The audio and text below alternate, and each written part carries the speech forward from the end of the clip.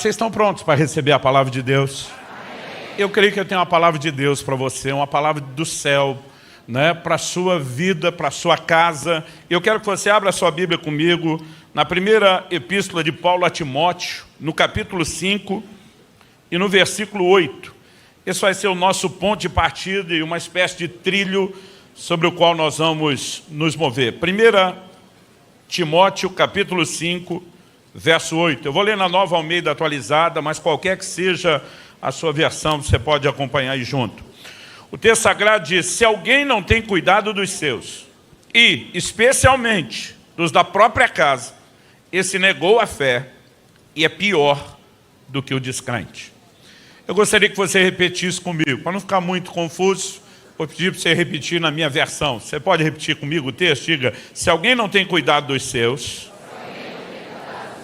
e especialmente dos da própria casa, esse negou a fé e é pior do que o descrente. Meu Deus, mais uma vez declaramos nossa confiança e dependência no Senhor. Nós oramos por mais do que informação, por mais do que instrução. Nós oramos que a Tua palavra fale e cale nos nossos corações. Nós oramos que ela cumpra o propósito pelo qual tem sido liberada. Nós oramos que ela desperte a fé. Nós oramos que ela nos corrija, que ela nos encoraje. Mas acima de tudo, que pelo Teu Espírito, o Senhor trabalhe em nós e cumpra o propósito para esse tempo e para essa hora, em nome de Jesus. Amém. Bom, alguns anos atrás, Deus falou comigo de uma forma muito especial a partir desse texto. Recebi o convite de uma amiga nossa que Deus tem usado de uma forma muito especial na Itália. Eu e Kelly havíamos estado com ela, acredito que em 2003, e nós voltamos em 2005. Nessa ida minha em 2005, ela falou: Luciano, você e a Kelly impactaram tanto a nossa igreja. Ela falou: nós nunca celebramos tanto casamento como depois que vocês passaram por aqui. Ela olhou para mim e falou: você sabe, quando eu vim para a Itália, eu vim para ser uma feira franciscana. Ela diz: reformei, tive um entendimento dos céus, mudou minha vida e atendi o chamado de Deus e a igreja começou a crescer. Mas ela disse: eu decidi permanecer por escolha e não por obrigação, vivendo só. Ela diz: eu vivi família, eu cresci, né? Posso dizer o que é ter sido criado como uma filha, mas enquanto você falava sobre casamento e filhos com a sua família aqui, foi uma inspiração. Então ela me pediu, ela falou: eu quero que você ministre nas 2 noites sobre família. Eu lembro que eu fiquei um pouco frustrado. Eu falei: olha, eu amo falar disso, mas eu queria ter liberdade para ficar mais solto, para fluir assim no profético. Ela falou: você tem toda a liberdade de fluir no profético, contanto que seja na área de família. E eu lembro que nas conversas nossas no telefone, eu estava assim meio aborrecido, não gostando muito, né, do tom da conversa. Ela muito incisiva, ela falou: não, eu preciso disso que você carrega, do que você tem para liberar, e, né, não vai ser outra coisa, é isso. Mas eu pensei, quando chegar lá, eu convenço ela. Eu lembro quando finalmente cheguei, eu falei: e aí, podemos deixar uma noite livre para o profético? Ela falou: desde que seja na área de família. Né? E eu olhei para ela e falei: você vai mesmo jogar duro? Ela falou: Luciano, eu acho que você não orou. Ela disse: se você tivesse orado, provavelmente você teria ouvido de Deus a mesma coisa que eu ouvi. Quando ela falou isso, eu pensei: o pior é que eu não orei. Mas fui orar só para ver se Deus ia ficar do meu lado. Enquanto eu orava, o Espírito Santo falou comigo: eu te trouxe aqui para falar sobre família. Eu falei: sério que o senhor vai ficar do lado dela? Mas naquele dia ele abriu os meus olhos e me fez entender algo. Janeiro de 2005. Isso mudou completamente o rumo do nosso ministério, né, das nossas idas. E eu senti Deus, desde que o pastor Silas me chamou, de falar a respeito desse assunto.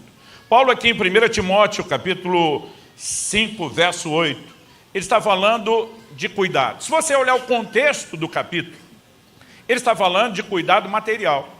Ele está falando a respeito, né, da igreja sustentar as viúvas que não tinham arrimo de família. Aqueles que tinham filhos, tinham netos, esses deveriam recompensar seus progenitores. A igreja não poderia se sobrecarregar cuidando de toda viúva, então a igreja se dedicaria ao cuidado só das viúvas sem arrimo de família. E no meio dessa argumentação, e ele está falando de botar comida na mesa, de vestir o corpo, de dar um teto sobre a cabeça, ele faz essa afirmação: se alguém não tem cuidado dos seus, especialmente dos da própria casa, negou a fé e é pior do que um incrédulo. O cuidado Se você olhar só o capítulo 5, está falando de cuidado material. Se você olhar a epístola de Timóteo de uma forma mais abrangente, você vai ver que nela Paulo também fala de cuidado espiritual. 2 capítulos antes, ele diz que aquele que almeja o episcopado, o ministério, ele deve ser irrepreensível, marido de uma só mulher, deve ter os filhos sob disciplina. E aí ele afirma, porque se alguém não sabe governar a própria casa, como é que vai cuidar da igreja de Deus? Em outras palavras, Paulo está dizendo, se você quer pastorear os outros, tem que primeiro pastorear os seus. Então, no contexto da epístola, indo além do capítulo, nós entendemos que o cuidado não é só material, ele envolve questões espirituais. Mas quando você olha para a Bíblia como um todo, você vai ver que o cuidado envolve também questões emocionais. Por exemplo, quando Deus afirma dos céus, em voz audível, para Jesus, no dia do seu batismo, através de João Batista, esse é meu filho amado, em quem me comprazo. Você já parou para pensar que Deus não estava recomendando o ministério de Jesus? O Pai não está dizendo, esse é o Cristo, acreditem nele. O Pai estava declarando, esse é meu filho que me dá prazer, que me dá alegria. Agora pensa comigo, Jesus tinha 30 anos de idade, diz Lucas capítulo 3. Ou seja, homem feito. Lá no sul a gente diz marmanjo, é feio essa palavra aqui? Não, né? Homem feito.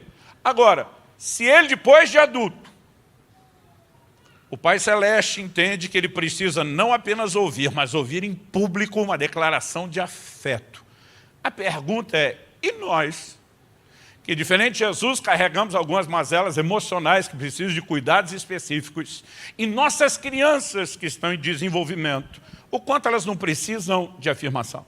O ambiente familiar deve ser um ambiente de declarações de amor, de afeto, de importância, de cuidado. Quem está entendendo isso? Eu me lembro, eu era recém-casado, estava participando de um curso de casais, e eu lembro de um camarada que falou algo, e quando ele falou, eu achei primeiro que era brincadeira, tanto que eu primeiro ri, depois eu fiquei assustado.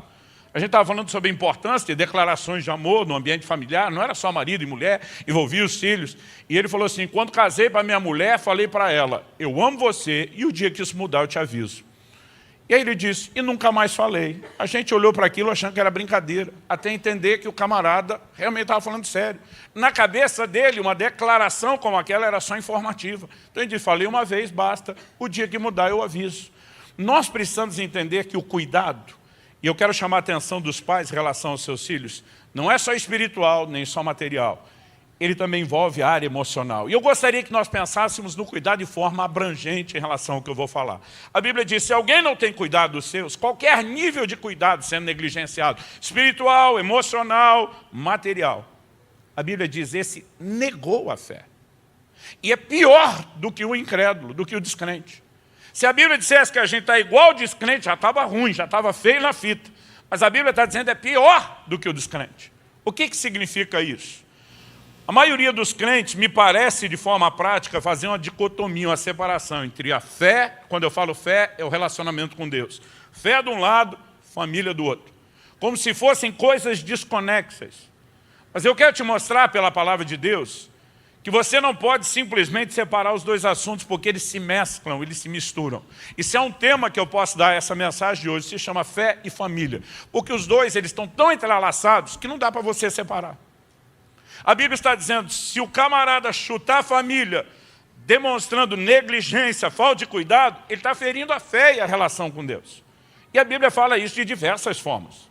Por exemplo, Malaquias capítulo 2, verso 13, Deus diz, vocês cobrem o meu altar com choro, com gemidos, com lágrimas, e eu não vos ouço. Como que Deus, o Deus que diz, invoca-me que te responderei, está dizendo, eu não vos ouço? O versículo seguinte começa com Deus dizendo, e vocês perguntam, por que eu não ouço? Deus diz, porque o Senhor foi testemunha da aliança entre ti e a mulher da tua mocidade, com a qual tu foste desleal. Deus está dizendo, camarada, você não honra nem a sua aliança conjugal, matrimonial, e depois vem chorar no pé do altar, achando que só porque você chorou, vou fazer algo em seu favor. Deus está dizendo, é ruim, que eu vou te dar alguma moral aqui. Porque se você fere família, você está ferindo sua relação com Deus. Não foi só Malaquias que falou disso. O apóstolo Pedro escreve, 1 de Pedro 3, e diz, maridos, tratem as vossas esposas com honra, como vaso mais frágil.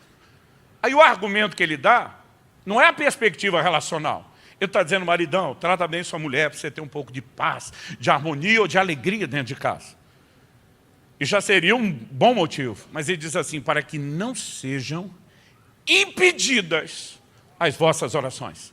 Sabe o que ele está dizendo? Que quando você cria uma desconexão horizontal com a sua esposa, você cria uma desconexão vertical com Deus. Suas orações vão ser impedidas.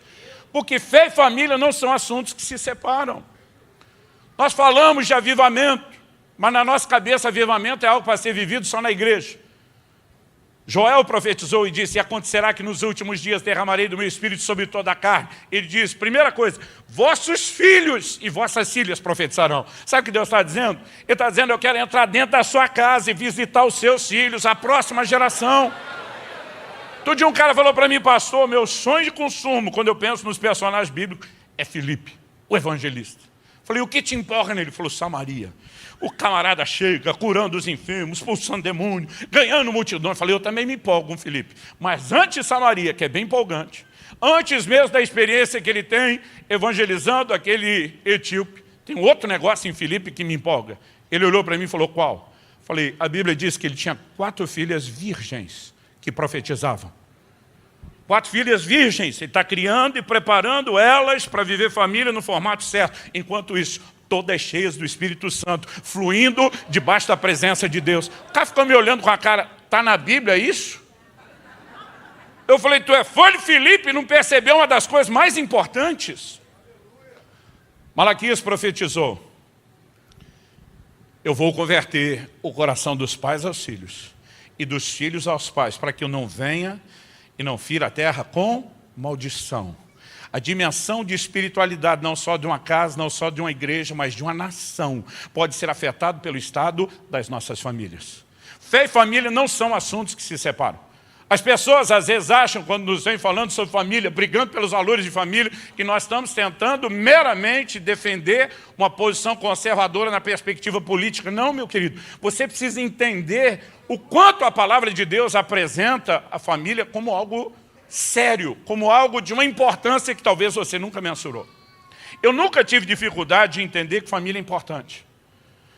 Meu pai se converteu aos 18 anos de idade, mas antes disso ele veio de uma família muito desestruturada, muito disfuncional. Com 12 para 13 anos de idade, ele viu o pai se suicidar. E ele cresceu num ambiente onde não teve nada em termos de modelo familiar. Mas aos 18 anos de idade, quando se converteu, um dos primeiros versículos que ele descobriu na Bíblia foi a declaração do Salmo 68, Deus faz com que o solitário habite em família. Ele diz: espera aí, se Deus tem um plano para a família, com certeza não é aquilo que eu vivi, mas eu quero descobrir e eu quero viver isso. E eu tive o privilégio de crescer sendo orientado por um homem que decidiu estudar as Escrituras e nos comunicar os valores de família que ele mesmo não teve. Um dia desse fiz, Odilton, um vídeo com meu filho falando de legado. Alguém escreveu e falou: para vocês é fácil falar disso, nasceram num lar cristão? Eu falei: claro que para nós é fácil. Mas só ficou fácil para nós porque meu pai um dia decidiu: a partir de mim, daqui para frente tudo muda. Eu falei: se você que não tem legado não decidir deixar um legado, você vai ficar repetindo a história. Meu querido, eu não sei qual é a sua história, mas preste atenção, se você entender a palavra, você pode mudar não só o curso da sua vida, mas de gerações. Hoje está eu, meus filhos, meus netos, eu já estou profetizando, todo mundo servindo a Deus, porque um dia alguém decidiu, vai ser diferente. E meu pai nos orientou desde cedo que família era algo sério. Por exemplo, eu aprendi desde cedo que salvação é individual, mas que o propósito e o plano de Deus é familiar. A promessa de Deus a Abraão, que Paulo em Gálatas diz que Deus pré-anunciou o Evangelho quando fez essa promessa, é: em ti serão benditas todas as famílias da terra.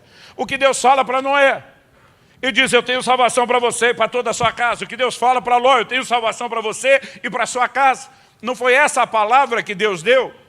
Quando o anjo visita Cornélio e manda chamar Pedro, você não vai achar essa informação em Atos 10, mas em Atos 11, quando Pedro está contando a história, ele diz: o anjo diz: manda chamar Pedro, o qual te dirá palavras mediante as quais será salvo tu e toda a tua casa. Depois Paulo, quando está preso no cárcere em Filipos, você conhece a história, Atos 16, 31, ele diz: crê no Senhor Jesus, será salvo tu e toda a tua casa. Então, embora a salvação seja individual, o plano e o projeto de Deus é familiar. Eu aprendi desde cedo que quando Deus decide abençoar, Ele nunca abençoa só o indivíduo. Ele normalmente abençoa a família. É um pacote completo. Por exemplo, no Salmo 128, a gente lê: bem-aventurado o homem que teme ao Senhor e anda nos seus caminhos. A Bíblia diz: feliz será tudo te irá bem. A tua mulher será como a videira frutífera. Os teus filhos como rebentos da oliveira à volta da tua mesa. E ele diz no verso 4, eis que assim, desse jeito, será abençoado o homem que teme ao Senhor. Não é só feliz serás, mas é bênção sobre a esposa, é bênção sobre os filhos. Deus normalmente não abençoa só o indivíduo, Ele abençoa a família. Deus estabeleceu leis espirituais, princípios que protegem a família. Deus deu mandamentos familiares, a Bíblia está cheia deles. Deus determinou a maneira como o marido deve tratar a esposa, como a esposa deve tratar o marido, como os pais devem tratar os filhos, como os filhos devem tratar os pais. E sabe o que você descobre na Bíblia? Que quando você obedece o que Ele mandou, traduzindo não faz mais do que obrigação, Deus honra de uma forma diferenciada quem obedece esse tipo de mandamento.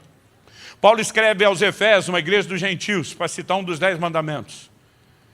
Ele diz, se você honrar seu pai e sua mãe, sabe o que vai acontecer com você? O Senhor diz, você vai prosperar. E você vai ser bem-sucedido em todas as coisas, é prosperar. E não é só prosperidade material. E o Senhor diz, e você vai ter longevidade, vida longa. Eu creio que isso não é mera frase de efeito. Paulo chama isso de mandamento com promessa. Se você cumpre o que Ele determinou, Deus diz, vou te honrar de forma diferenciada. Por que Ele vai honrar de forma diferenciada? Pela mesma razão que quando você não cumpre, Ele vai julgar de forma diferenciada. O livro de Provérbios diz, o que amaldiçoa seu pai ou sua mãe, apagar-se-lhe a sua lâmpada nas mais densas trevas. Tudo que você olha sobre família mostra que o assunto é tão sério, que nós não podemos tratá-la de qualquer forma. Ou seja, eu sempre entendi que família era algo importante, mas eu demorei para entender porque era tão importante. Às vezes eu via Paulo dizendo que o líder tinha que ser exemplar, irrepreensível, com a esposa, com os filhos. Eu pensava, para dar testemunho. Mas a partir desse texto, Deus começou a abrir meus olhos para me ajudar a entender por que a família é tão importante.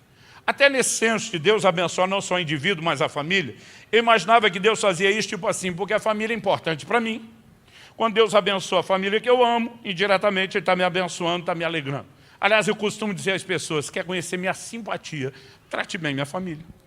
Quer conhecer minha antipatia, o lado ainda não tratado da minha alma, mexa com eles. Então eu pensava, Deus abençoa eles, porque Ele quer me fazer feliz indiretamente. Eu demorei para descobrir que é uma razão muito maior pela qual Deus abençoa a família, que vai muito além disso. Deus abençoa a família porque ela é importante para Ele, não apenas para nós. Ela serve a um propósito. E eu quero tentar te apresentar essa versão, ainda que de forma resumida, tentando de alguma forma te ajudar não apenas a viver uma vida familiar melhor, mas um relacionamento com Deus diferenciado. Qual a importância da família? Ela é, acima de tudo, a sua importância espiritual. Mais do que apenas você imaginar que Deus quer que você tenha alegria e realização, você precisa pensar em algo mais. E a primeira coisa que eu quero destacar nessa importância da família para Deus, que Deus me fez reconhecer nas Escrituras, através disso, foi abrindo o meu entendimento, é que Deus se revela através de figuras familiares. Por exemplo, quando Deus quis revelar o seu amor, para que Ele apelou? Amor de mãe. Isaías 49:15, pode a mãe que amamenta seu filho esquecer-se da criança que mama? Deus diz ainda que essa se esqueça, eu não me esquecerei de vós. Tenho os vossos nomes escritos nas palmas das minhas mãos. Gente, amor de mãe é algo além da capacidade humana de explicação. Eu já falei para meus filhos várias vezes enquanto eles cresciam. Eu dizia, eu amo vocês, eu morreria por vocês, levaria uma bala por vocês, mas não faria o que a mãe de vocês faz. Porque o nível de entrega, sacrifício e rendição da mãe vai além da capacidade de entendimento de qualquer homem. Aqui estou falando dos machos mesmo. Eu lembro de ocasiões, por exemplo, nós chegamos um dia da igreja, meu filho devia ter uns 6, 7 anos de idade, dormindo no carro.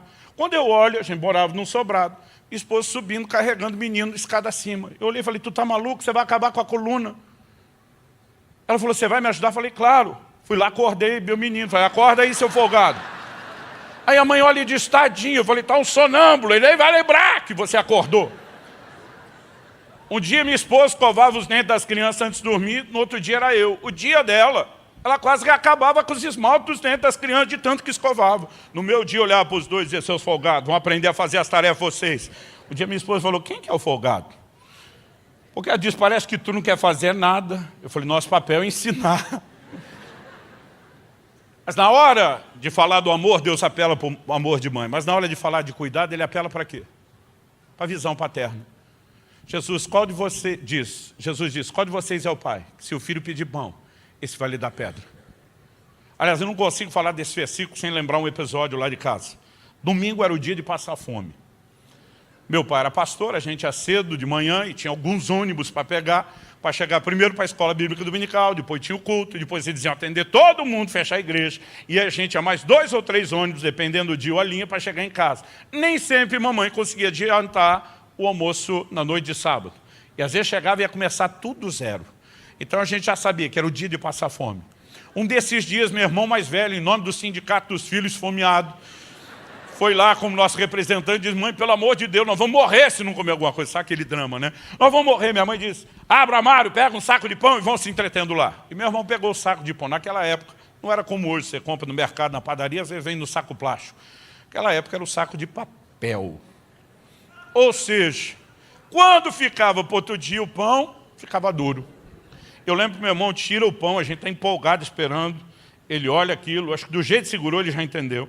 Ele começa a bater com o pão na mesa de madeira. Pó, pó. Eu só lembro dele citando esse versículo, qual é o filho que pedindo ao pai pão, esse lhe dará uma pedra. O dia minha mãe me ouviu contar isso na igreja, ela ficou em pé para se explicar. Assim, ela já disse, eu não sabia! Mas, tirando essa exceção que não era bem uma pedra, mas estava parecido, Jesus disse, qual de vocês é o pai que se o filho pedir pão, vai dar pedra? Se pedir peixe, vai dar serpente ou escorpião. E disse, se vocês são maus, sabem dar boas dádivas aos vossos filhos, quanto mais o vosso Pai Celestial. Na hora de Deus falar do cuidado com os filhos, Ele apela para a figura paterna. Porque aqui entra a nossa parte, o nosso instinto, algo que nós fomos programados, cuidar da família. Onde eu quero chegar? Deus se revela através de figuras familiares. Não só quando Ele fala dos pais, mas quando Ele fala do trato com os filhos.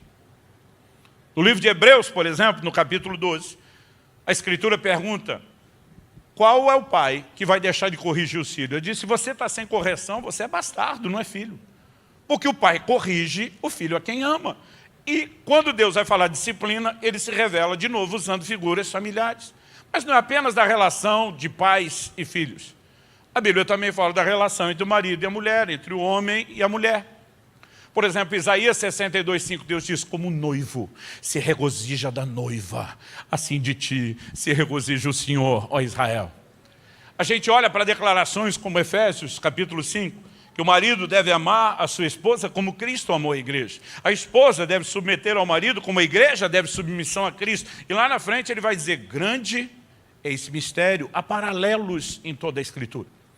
Eu lembro do dia que Deus começou a me chamar a atenção para perceber essa verdade. Eu estava fazendo uma viagem, eu morava no interior do Paraná, e naquela época, naquela ocasião, quando a gente ia visitar os pais, que era no interior de São Paulo, era uma viagem de 700 quilômetros. Num horário bom, de estrada limpa, a gente assim programada a não parar demais, a não perder tempo, a gente costumava fazer em 9 horas, era a melhor perspectiva. Eu estava para fazer essa viagem, mas meu filho Israel, que hoje está com 24 para 25 anos, foi há 20 anos atrás, eu estava com 4 anos de idade. Minha filha Elice, hoje com 21, já casada, ela estava com 1 aninho. Eu sabia que ela com 1 aninho não me incomodaria nesse sentido, mas meu filho estava naquela época, naquela fase tagarela. E qualquer pai, não precisa ter viajado longe, em qualquer época sabe que os filhos têm mania de ficar perguntando a mesma coisa. Pai, está chegando? Pai, quanto tempo falta? Eu não sei vocês, mas eu odeio aquele desenho do Shrek, só por causa daquele burro que fica perguntando a mesma coisa. Porque eu já tive minha cota de estresse com meus filhos. E aquele dia eu fiquei pensando, seja maduro, você que é o pai. Eu fui estocando paciência antes de viajar, falei, Deus vai dar graça, vai ajudar. E, gente, eu aguentei 8 horas. Uma viagem durava 9. Quando faltava 1 hora para chegar, eu já estava assim me esforçando. E meu filho pergunta, pai, quanto tempo falta? E eu segurando para o vulcão não entrar em erupção dentro de mim. Aí eu boto um sorriso fingido no rosto, olho para ele, para trás e falo, filho, falta 1 hora. Ele, obrigado, papai. Quando ele falou obrigado, eu perdi a paciência. Falei, obrigado por quê, piá? No sul a gente chama o garoto de piá. Ele assustado disse, porque o senhor me disse quanto tempo falta. Falei, e você por acaso entende de tempo? Você não tem relógio, você não sabe marcar a hora, você sabe quanto é a hora? Ele diz, não. Falei, então que adianta você ficar me perguntando uma coisa que mesmo que eu explique, você não entende. E você fingindo ainda diz, obrigado, papai. Como se tivesse entendido. A hora que eu vi, eu tinha soltado os cachorros para cima do menino. Todo homem de Deus sabe que errou, não só pelo testemunho do Espírito Santo da sua consciência, mas pelo jeito que a mulher olha.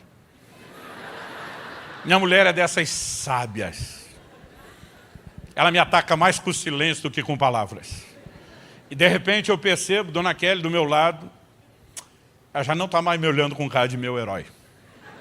E foi o suficiente. Eu pensei, Deus, eu nem estou totalmente arrependido. Estou parcialmente. Você já sentiu um arrependimento parcial? Porque eu falei assim, eu não queria ter falado do jeito que eu falei, mas ficou um silêncio tão... Sabe aquele silêncio ensurdecedor dentro do carro? Que eu falei, eu quero curto momento. Então eu estava assim, parcialmente arrependido. Mas o tempo foi passando, o silêncio continuava, foi ficando constrangedor. Eu falei para Deus, talvez eu tenha errado. Talvez eu precise da sua ajuda para consertar isso. Eu lembro que enquanto eu estava orando ali, meu filho de repente criou coragem, resmungou alguma coisa no banco de trás, eu não entendi direito. Falei, o que você falou, Piá? Ele olhou para mim e falou, pai, fala sério, você é inteligente. O duro quando a criança começa assim é que se você não fizer o que vem depois, daí é porque você não é inteligente. Ele falou assim, você é inteligente. Se você quiser, você me explica esse negócio do tempo de um outro jeito que não seja pelo relógio. Minha esposa já começou a rir do meu lado, me olhando com a cara, quero ver você sair dessa. E eu estou apavorado, eu penso, como é que você explica o tempo para uma criança que não entende ser o único marcador de tempo que é o relógio? Eu falei, que outro jeito eu vou explicar o tempo? E eu fico imaginando, será que tem alguma ampulheta na cabeça dele, algum outro exemplo que eu possa usar? E eu estou ali orando, de repente me veio uma ideia. E eu tenho certeza que foi socorro de Deus. Meus filhos, não diferente da maioria dos de vocês, tinham capacidade de assistir centenas de vezes o mesmo desenho. Gente, eu louvo a Deus pela Ana Paula Valadão, mas teve uma época. Eu não podia mais ouvir a voz dela, já falei para ela. Era minha mulher ouvindo as músicas e meus filhos assistindo os desenhos do Criança Diante do Trono. E aí eu na hora lembrei disso, pensei, eu acho que vai funcionar. Falei, meu filho, sabe aquele desenho tal? Era o do momento. Ele falou, sei. Falei, imagina você está na parte que acontece isso. Minha mulher já entendeu o que eu ia fazer. Ela me olha, menos, tipo, você passou o ponto. Eu na parte que acontece isso, ela deu um joinha, porque ela também sabia de cor. Ele falou, sei, pai. Falei, daí até terminar o desenho. É o tempo que falta para chegar na casa da sua avó. Pensa o menino que abriu um sorriso lá atrás. Valeu, pai. Eu sabia que você ia dar um jeito de me explicar o tempo sem ser pelo relógio. Olho para a Dona Kelly, está me olhando de novo com cara de meu herói. Falei, meu Deus, eu consertei tudo e esse menino não me perturba mais. Falei, isso é o avivamento dentro do carro. Gente, não deu 10 minutos, ele só mudou a pergunta. Pai, que parte do desenho está agora? Eu tinha que assistir com um olho na estrada e outro imaginando o desenho em tempo real.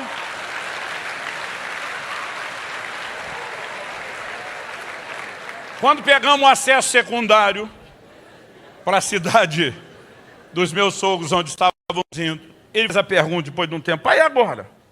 Que parte do desenho está? E eu falei, filho, eu acho que nós temos algum problema técnico. Ele falou, por quê? Eu falei, a tela está preta, não está passando nada. Ele diz, ué, será que é um problema no videocassete? Isso era da época do videocassete. Alguns de vocês nem sabem o que eu estou falando. Aí ele falou, será que deu algum problema no videocassete? Porque a criança entra no drama. Eu falei, não, acho que não deu não. Ele falou, mas o senhor disse que está preto. Eu falei, estava preto, mas agora está subindo umas letrinhas brancas. Gente, quando eu falei que estava subindo as letrinhas brancas, você não imagina a festa desse menino. Chegamos! Porque na ampulheta dele, os últimos grãozinhos estão caindo, o desenho acabou. Pastor, onde o senhor quer chegar com isso? Algum tempo depois, e fazia pouco tempo, quando estava lá na Itália, Deus falou isso comigo. Ele me disse, lembra daquele episódio do seu filho? Eu falei, eu vou lembrar disso a vida inteira.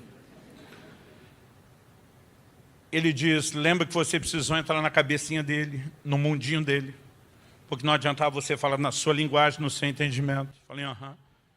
E o Senhor falou comigo, eu tenho que fazer a mesma coisa com vocês o tempo todo.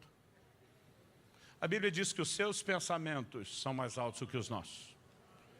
1 Coríntios 2,14 diz, o homem natural, a palavra traduzida natural é psíquico, entregue ao psique, a mente, não entende as coisas do Espírito. A gente não consegue acompanhar o raciocínio de Deus. O que ele precisa fazer? Entrar no nosso mundo, usar ilustrações através das quais ele se faça entender. Deus me disse, eu tenho que fazer a mesma coisa com vocês o tempo todo. Ele diz, mas diferente de você, eu não improvisei. Ele é o Deus onisciente. Ele não faz nada de improviso.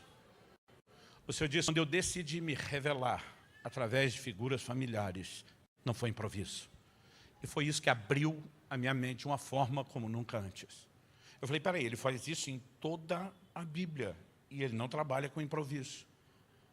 Eu falei, por que o Senhor decidiu usar logo família? E a segunda coisa que ele me fez entender, você sabe que a família terrena é uma coisa, mas a Bíblia fala de uma família espiritual.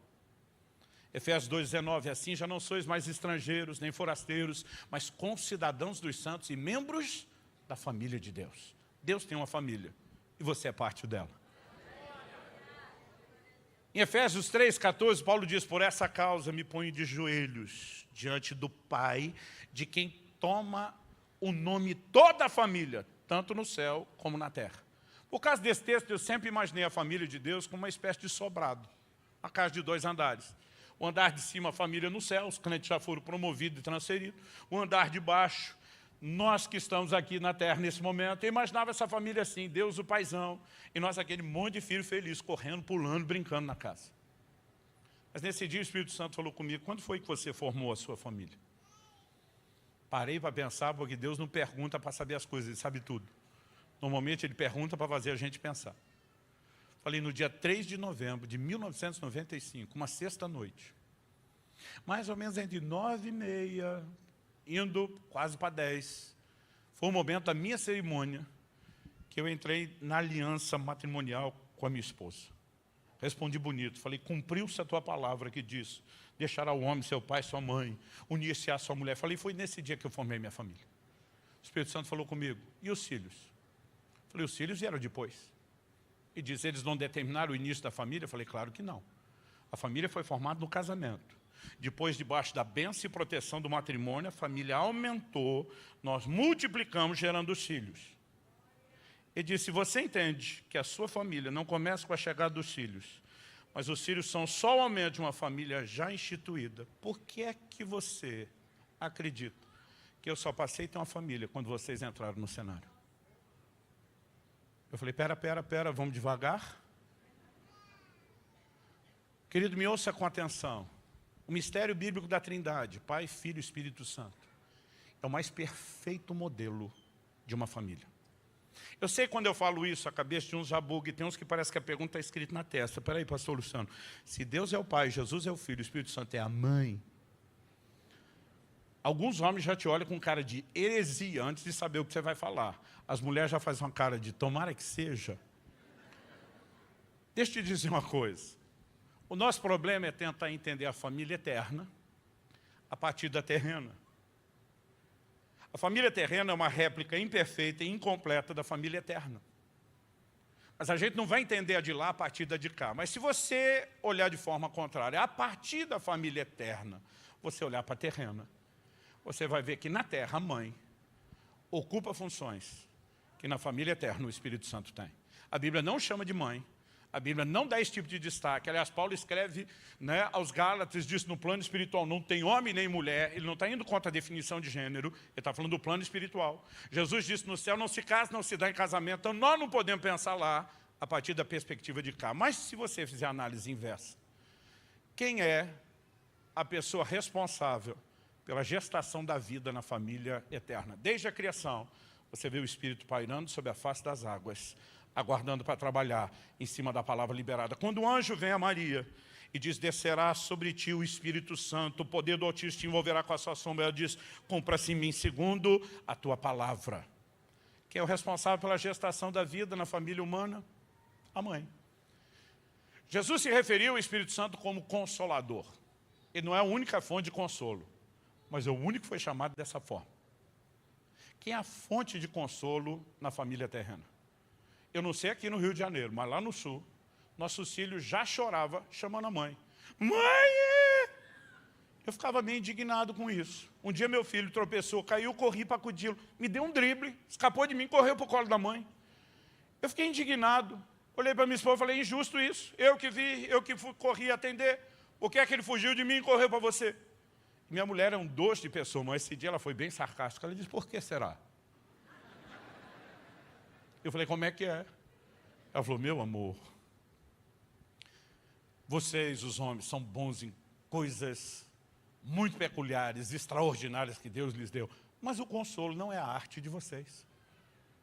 E ela me fez reviver alguns momentos de família e lembrar de algo.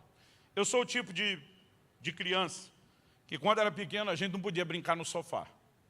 O sofá da sala de casa era para uma tal de visita que nunca aparecia. E a gente que morava lá não podia usar. Porque tinha que ficar bom, arrumado e novo, podia que a visita chegasse. E eu era revoltado com isso. Eu pensava, um dia eu vou crescer. Eu faço o que eu quero no meu sofá. E filho meu faz o que quer. E a gente falou umas coisas que depois se arrepende. Agora estou lá, poucos anos de casado, e meu filho pulando no sofá. E eu pensando, tu não sabe quanto custou isso, miserável. Mas aí eu lembrando da promessa que eu fiz, e eu pensando, deixa que aproveite, deixa que curta. Mas daqui a pouco meu filho começa a pular de um sofá para o outro. Falei, campeão, você quer pular num só, estragar um só é uma coisa. Mas pular de um para o outro é perigoso. Não, pai, não é. Falei, meu filho, aprenda a sabedoria milenar. O pai é que tem razão. Tu acha que está certo, mas vai descobrir que o pai é que tem razão. Não, eu não vou cair. Eu fui para o posto de observação. Alguns dizem que a gente vai gorar, não é? Posto de observação, só olhando. Pula de um sofá para o outro, do outro para um, de um para o outro, do outro para um. De repente, num dos pulos, na hora de dar um impulso, o pé escorregou. E ele não teve impulso suficiente e caiu no vazio, entre os dois sofás, no chão. Graças a Deus tinha um tapete. Não era dos mais felpudos, mas eu acho que amenizou. Mas ele já levanta chorando, segurando o braço.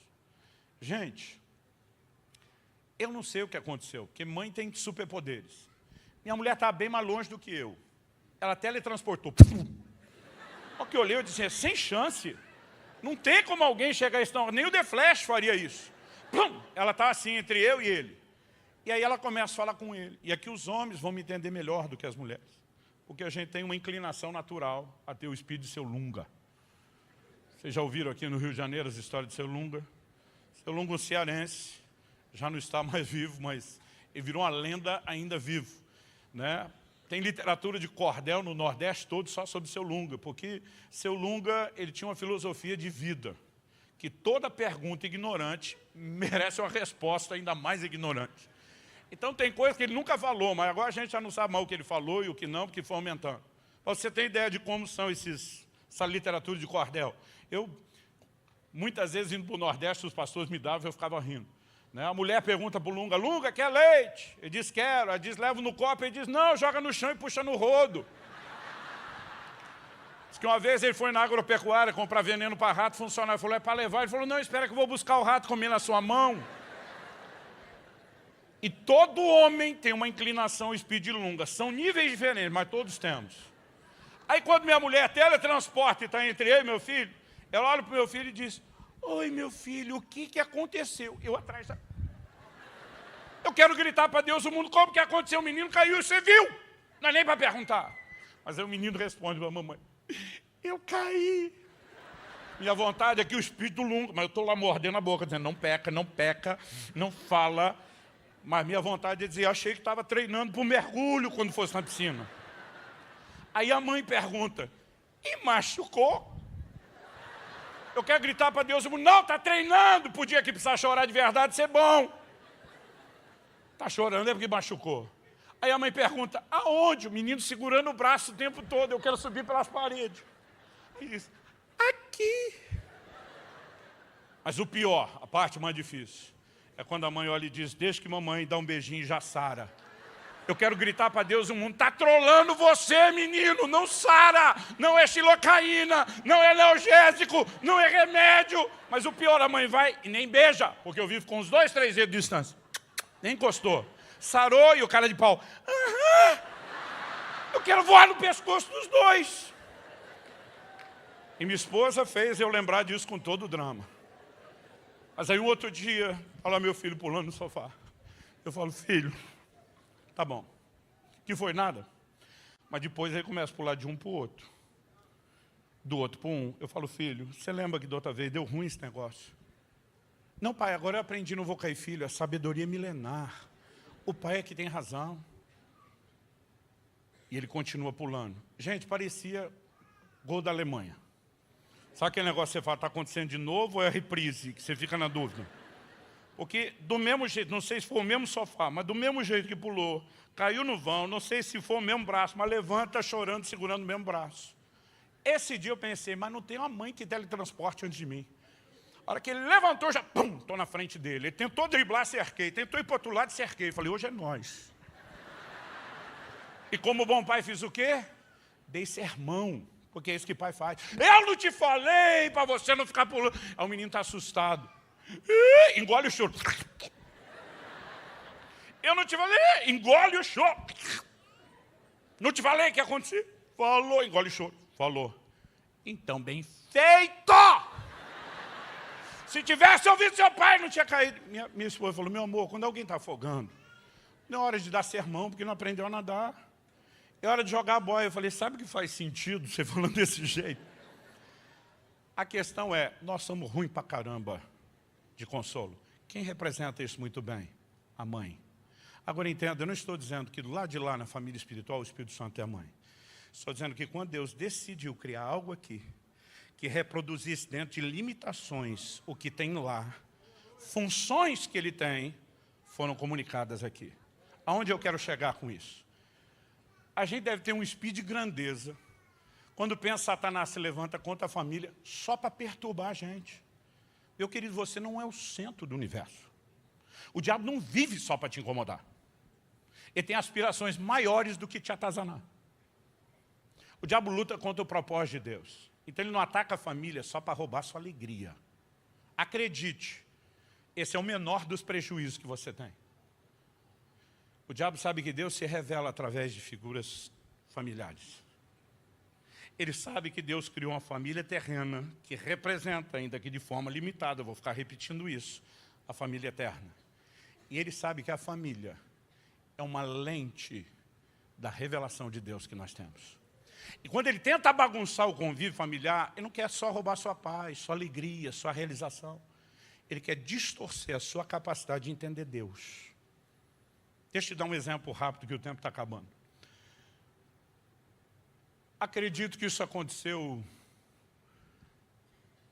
há mais de 20 anos. Eram os primeiros anos do meu ministério pastoral, estou chegando quase a 30. Há pelo menos uns 25 anos atrás. Eu estava num culto, estávamos no momento da adoração, eu estava lá, quietinho, de olho fechado, adorando a Deus com todo mundo. E vem algo no meu coração, não ouvi uma voz espetacular, não foi uma visão, mas aquele testemunho interior do Espírito Santo. Sai do seu lugar, vá lá no fundo da igreja. Nosso prédio, diferente desse, né? Ele era o retângulo de comprido e bem menor. Era por umas 1000, eu acho que tinha 1040 cadeiras naquela época. Então, eu viro do jeito que eu estou e vejo fulano lá no fundo, né, à esquerda de quem olha para frente, mas à minha direita. Ele era maior do que eu, dava para vê-lo de longe. Uma das últimas cadeiras lá no fim. Aquilo veio nítido e claro. Vá lá e dá um abraço no fulano de tal. Primeira coisa que você pensa uma hora dessa, não é Deus falando. Primeira coisa que eu pensei, falei, Deus, a igreja é sua, mas as regras do culto são meio que nossa. Tem hora de abraçar. Te abraço quando chega, quando vai embora, quando muito num cântico de comunhão. Não é a hora de abraçar. Aí eu volto a adorar pensando, isso não é nada. Aquilo vem de novo. Sai do seu lugar, vai lá dar um abraço no fulano de tal, Ciro, o nome do irmão. Eu falei, Deus, se for o Senhor falando e não coisa da minha cabeça, o Senhor sabe que as ovelhas do seu rebanho são ciumentas. Eu vou lá no fundo abraçar um só e volto. Eu falei, amanhã o Senhor continua sentado no seu alto sublime trono e quem está com a encrenca sou eu. Um monte de gente reclamando. Ele não veio abraçar. Pensei, isso não é Deus, isso é coisa do Satanás. Tentando trazer divisão na igreja. Volto a adorar. Aquilo vem de novo, sai do seu lugar. Vai dar um abraço em fulano de tal.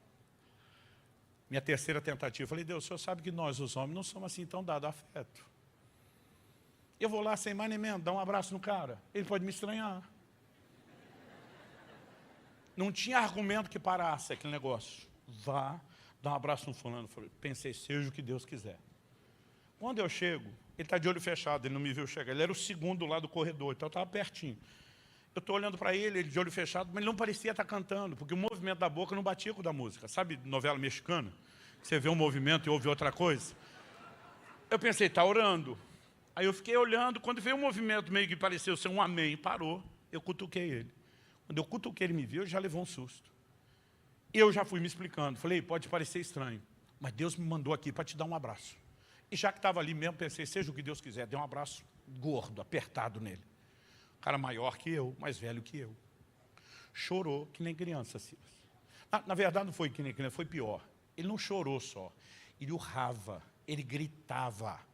E eu queria que a manobra fosse discreta. Está todo mundo olhando o que está acontecendo. E o pior, você já deu um abraço a alguém que o abraço virou unilateral? Porque eu dei um abraço e terminei, mas ele não terminava o dele, ele não me largava. Aí eu abraçava ele de novo, o dele não terminava. Eu não sei quantos abraços eu dei nele, mas ele não me soltava. E além de chorar, babou tudo em mim, Odilto. Eu estava assim, agoniado, o que está acontecendo aqui? Quando finalmente ele se recompôs, me largou, eu dei uma olhada para ele e falei, o que é que aconteceu? O senhor não faz ideia. Quase que baixou lunga em mim, por isso que eu estou perguntando. Eu falei, pode me explicar? Ele falou, pastor, o senhor sabe que desde que eu entrei na igreja eu tenho uma dificuldade com o tanto que vocês chamam Deus de pai, paizão, paizinho. Ele falou, a gente estava aqui na adoração, ele falou, pastor, eu estava lá nas galáxias, curtindo, eu estava longe. De repente o líder louvor falou, sobe agora no colo do papai. Ele falou, pastor, estragou tudo. Do jeito que eu estava lá longe, eu voltei, foi um balde d'água fria. Quando ele falou isso, eu interrompi ele, falei, você não teve pai? Porque a sua reação, o seu comportamento é típico de quem não teve. Ele falou, pastor, eu tive pai. Meu pai botou comida na mesa, vestiu a gente, tem um teto. Mas ele nunca foi essa figura afetuosa que vocês falam de um pai. Ele diz, meu pai nunca elogiou a gente, só amaldiçoava a gente. Meu pai nunca deu um abraço. Contato físico era só as surras que iam de injustas a abusivas. Ele falou, na hora que eu vi essa reação tão forte como eu nunca tive antes, ele falou, eu mesmo falei, Deus, eu devo ter algum problema sério dentro de mim. Ele falou, mas se é tão importante te entender como pai, eu não quero te olhar pela lente do pai que eu tive. Eu quero te conhecer como o pai que o Senhor é. Então eu preciso que o Senhor me ajude a mudar essa sintonia. Naquele momento ele falou, não sei de onde veio fé. E eu desafiei a Deus, falei, eu te desafio, eu vim me dar um abraço de pai. O abraço que eu nunca tive. Aí ele falou, de repente eu parei e falei, não, estou abusado demais. Ele falou, até evangelizar, que é tão importante, Deus terceirizou, delegou para a igreja. Ele falou, Deus, não vou pedir que o Senhor venha pessoalmente. Mas ele fala assim, se o Senhor mandar alguém que diga ter vindo enviado pelo Senhor em seu nome, como um representante seu, eu vou entender isso como um sinal de que é importante te entender como pai. Na hora que ele fala o amém, eu estou lá cutucando ele. Ele olha para mim e fala, pastor, nem sei como você chegou tão rápido. Eu falei, não sou de flash, criatura. Falei, você não sabe o trabalho que eu dei para Deus. Deus começou muito tempo antes da oração que ele já sabia que você ia fazer, para eu estar aqui sincronizado. Mas não foi só o abraço, não foi só o sinal. Enquanto dava o abraço, o Espírito Santo, esse mesmo Espírito Santo que você sente está movendo aqui desde o início da reunião. O Espírito Santo meteu a mão lá dentro do peito desse cara e começou a puxar emoções antigas. Ele me explicou assim, pastor, eu cresci na roça. Falou, o senhor sabe o que é arrancar raiz? Falei, só de matinho. Ele falou, raiz de arbusto grande. É um negócio tão complicado isso aí, que tem hora que a gente puxa no trator, e aquilo vem mexendo com toda a terra em volta. Não estou falando de árvore, pastor. Ele falou de arbustos pequenos. Ele falou, a sensação que eu tinha é que raízes foram puxadas, porque doía. Ele falou, pastor, eu chorei, eu urrei, eu gritei porque doía. Mas ele disse, sabe o que é impressionante? Não dói mais. Eu penso no meu pai, não tem dor. Eu penso em Deus como pai, não é a mesma coisa. Algo sobrenatural aconteceu. E Deus me fez lembrar daquela experiência. E Ele me fez entender que Deus quer preencher lacunas familiares que nós temos. Quando Deus se revela no Salmo 68 como pai dos órfãos, o que Ele está tentando dizer? Você que não teve pai, eu quero ser seu pai. Eu quero preencher esse lugar. Mas o que eu e você precisamos entender é que família deveria ser uma lente da revelação de Deus. Agora, qual o problema quando eu e você, mesmo dizendo que amamos Jesus, vivemos famílias disfuncionais, nós estamos distorcendo não só a nossa própria capacidade, mas dos nossos filhos de entenderem Deus. Sabe o que eu comecei a perceber pastoreando? Que a igreja é uma extensão da vida familiar das pessoas. Aqui também tem crente barraqueiro. Nas igrejas que eu pastorei em 3 cidades diferentes do Paraná, sempre teve. Sabe o que eu descobri? Que esse povo cresce em famílias, que o ambiente era assim, era tudo tumultuado mesmo. Porque eles levam isso para dentro. Eu sou um pregador de fé. Eu amo pregar fé. E eu amo quem prega fé. Tem hora que eu estou ouvindo os pregadores, eu fico ali, eu vou voar. O cara está lá dizendo, não te deixarei, nunca jamais desampararei. Eu digo, é nós, é Deus comigo, é eu com ele. Mas eu percebia durante esses anos que eu tinha na igreja incrédulos crônicos. Quem eram esses? Aqueles caras que não tinha palavra de fé que mexia com eles. E quando você está citando as promessas, então não te deixarei, o cara está te olhando. Sei. E eu não tenho um versículo para isso. Talvez um casal de bons psicólogos me ajudem. Mas a estatística, e são quase 30 anos com o mesmo dado se repetindo, me fez entender o quê? Essas pessoas, todas elas, sem exceção, cresceram em ambientes de abandono. E agora, quando alguém está falando de um outro pai que não abandona, ele simplesmente não consegue furar o bloqueio de uma lente de distorção e diz, sei, já ouvi isso antes e não funcionou. Um dia alguém me perguntou, pastor, seus filhos têm o dom da fé? Eu falei, por quê? Ele falou, o senhor disse que desde criança esses meninos têm experiência com Deus, crê na palavra, vê acontecer. Eu falei, não, eles não têm o dom da fé. Sabe o que eles tiveram? Um pai. E sabe qual o versículo que eu mais falei para meus filhos a vida inteira? Não foi nem João 3,16. Foi o Salmo. Aquele que jura e com dano seu não muda. Falou, tem que cumprir, vai sustentar. Eles sabem que quando o papai fala algo, é que nem um decreto dos reis da Média e da Pérsia. É irrevogável. Um dia, meu filho me liga, eu tinha terminado de pregar. E ele simplesmente me diz, pai, estou com saudade de você. Falei, eu também. Ele devia ter uns 6 para 7 anos. Falei, eu também. Ele falou, pai, mas não liguei para falar da saudade. Eu estava a 2 horas de distância. Ele falou, eu liguei para dizer que eu tenho muito orgulho de você.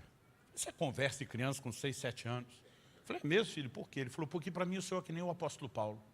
O senhor viaja para abençoar as pessoas, para falar de Deus. Eu pensei, isso é o dedo da mãe. Está ministrando o coração do filho. Mas ele vai falando e aquilo começa a mexer comigo e está me emocionando.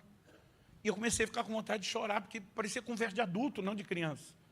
Eu lembro que eu cheguei a tapar o bocal do telefone, daqueles que o telefone ainda abria, o Motorolinha. Para ele não perceber que eu estava emocionado, não ficar preocupado. Aí quando eu estou no auge do quebrantamento, ele dispara, pai, só não esquece meu presente.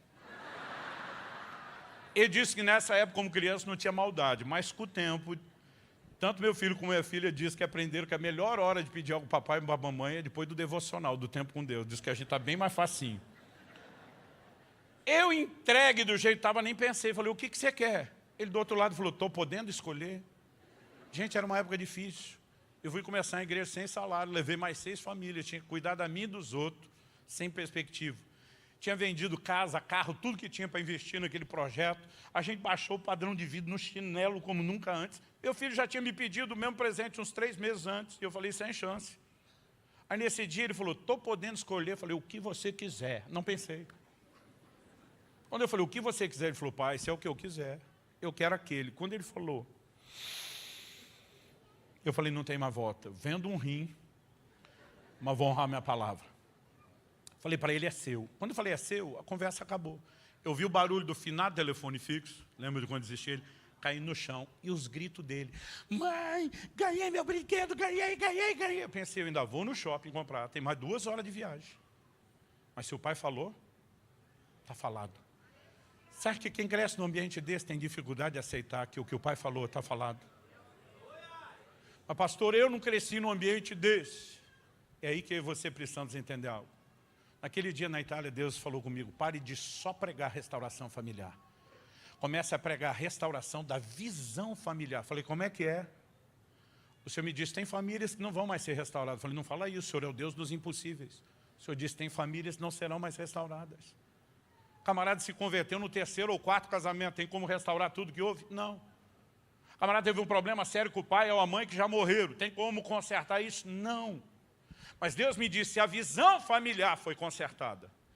e vocês passarem por uma restauração, vocês vão parar de me enxergar através da lente da experiência e vão me enxergar através da lente da palavra. Deus me diz, pregue casamento, mesmo para quem não for casado. Ensine criação de filhos, mesmo para quem não quer ter filhos. Deus diz, todo crente tem que saber tudo que minha palavra diz sobre família. Porque se isso não afetar a família dele de forma prática, nem alguém que ele discipula, pelo menos vai lhe dar parâmetros espirituais. Salmo 19:7, e eu termino dizendo isso. Diz, a lei do Senhor é perfeita e restaura a alma. Quando meu pai encontrou aquela declaração do Salmo 68:5, Deus faz com que o solitário habite em família. Não era apenas algo entrando na mente, era Deus mexendo profundamente nas emoções de quem veio com a lente totalmente avariada. Deus dizendo, eu preciso fazer você enxergar outra coisa, senão você não vai se conectar comigo. Quem está entendendo? Então preste atenção. Meus filhos ainda eram pequenos quando eu entendi isso. Eu entendi que o tipo de marido que eu seria dentro de casa, o tipo de pai que eu seria dentro de casa, determinaria a lente através da qual eles iam enxergar Deus. E eu pensei, eu não tenho que ser bom marido e bom pai apenas para que a gente seja feliz aqui dentro, mas para que meus filhos não sejam impedidos por mim mesmo de ter uma revelação mais profunda de Deus. Gente, o que Deus quer fazer nas famílias da igreja brasileira é algo maior do que você imagina. A maioria de nós viveu a dor e sabe, não existe nenhum ambiente onde talvez a gente tenha tanta dor como no seio familiar. Por quê? Porque decepção é proporcional à expectativa. Se entrasse um doido por uma dessas portas agora, começar a xingar a gente, tudo quanto é nome feio, eu imagino que a gente teria algumas reações diferentes aqui. Sempre tem aqueles irmãos que são os mais espirituais, já começam a estar amarrado em nome de Jesus. Mas tem aqueles mais práticos, normalmente os grandes e fortes, que iam colocar o camarada para o lado de fora. Tem aqueles que riem de qualquer coisa. Eu conheço gente que não importa o que aconteça, se é cômico ou trágico, ele ri. Tem aqueles que iriam rir. O que eu duvido é que teria gente de vocês encostando a cabeça no encosto da cadeira na frente, chorando. O que o doido está falando de mim. Porque o que o doido está falando de você não tem o poder de te ferir emocionalmente. Mas quando alguém que você ama usa um linguajar bem menos ofensivo que o do doido, o estrago é muito maior. Porque decepção é proporcional à expectativa. Alguém me perguntou outro dia, pastor, por que o senhor acha que os adolescentes têm uma crise tão grande? Eu falei, olha, eu não entendo muito da psicologia não, mas quando a gente é criança, a gente acha que os pais têm superpoderes. E quando a gente vai chegando na adolescência, começa a entender, o que você entende é as criptonitas do papai e da mamãe, e não mais a perspectiva de superpoderes. E as decepções começam a se instalar quando as fantasias vão embora. As maiores dores estão no seio familiar. O que eu e você precisamos? Deixar que Deus, por meio da sua palavra e do seu Espírito, nos restaure e nos leve a um posicionamento. Nós vamos edificar famílias de acordo com a palavra, de acordo com as Escrituras, não apenas para ter lei. Gente, a melhor coisa que me aconteceu depois de Jesus na vida foi minha mulher e meus filhos. Eu não estou dizendo que você não pode viver realização familiar, mas estou dizendo é mais do que algo humano e natural. É quando, por meio de uma lente correta, nós podemos entender Deus com clareza. Se isso não trouxer temor ao seu coração para cuidar da sua casa, eu não sei o que mais pode trazer. Família é algo tão sério que Deus diz, se você se meter com ela, eu vou para cima de tu. Mas Ele diz, mas se você honrá-la, eu também vou te honrar de forma diferente. Porque Deus está dizendo, eu vou proteger esse negócio com unhas e dentes. Não apenas pelo orgulho da instituição que eu criei, mas pelo propósito pelo qual ela existe. Nos ajudar a entender melhor Deus. Vamos ficar em pé para parecer que está acabando? 19 segundos para nós orar ali.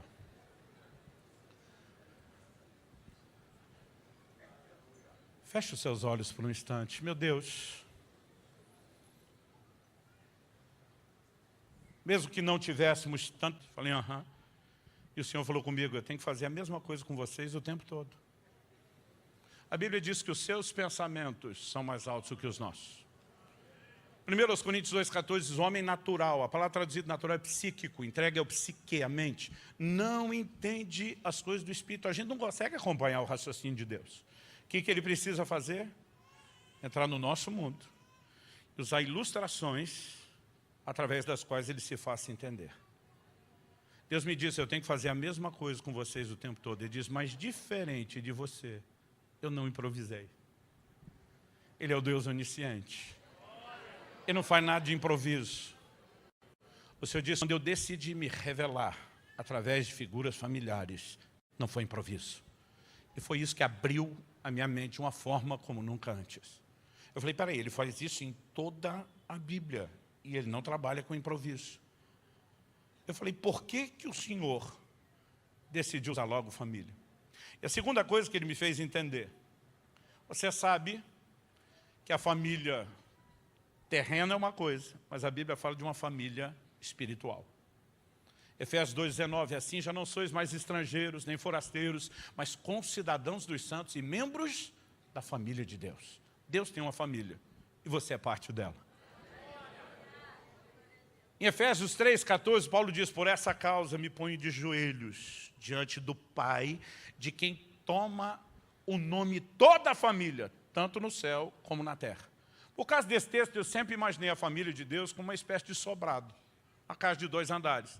O andar de cima, a família no céu, os crentes já foram promovidos e transferidos. O andar de baixo, nós que estamos aqui na terra nesse momento, eu imaginava essa família assim, Deus o paizão, e nós aquele monte de filho feliz, correndo, pulando, brincando na casa. Mas nesse dia o Espírito Santo falou comigo, quando foi que você formou a sua família? Parei para pensar, porque Deus não pergunta para saber as coisas, Ele sabe tudo. Normalmente Ele pergunta para fazer a gente pensar.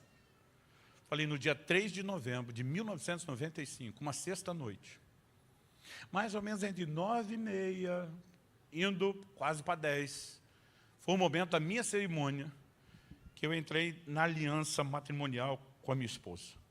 Respondi bonito, falei, cumpriu-se a tua palavra que diz, deixará o homem, seu pai, sua mãe, unir-se à sua mulher. Falei, foi nesse dia que eu formei minha família. O Espírito Santo falou comigo, e os filhos? Falei, os filhos vieram depois.